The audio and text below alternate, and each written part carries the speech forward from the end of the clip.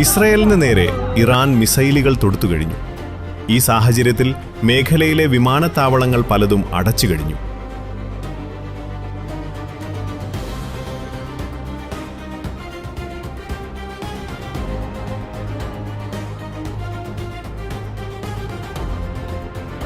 ഞാനിപ്പോൾ ഖത്തറിലാണുള്ളത്.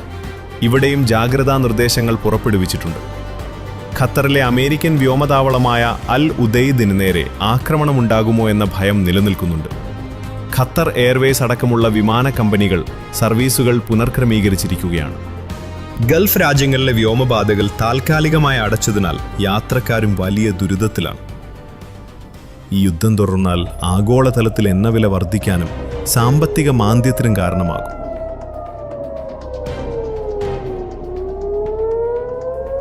യു പിയിലടക്കം ന്യൂനപക്ഷങ്ങൾ പ്രതിസന്ധി നേരിടുന്ന ഈ സമയത്ത് മറ്റൊരു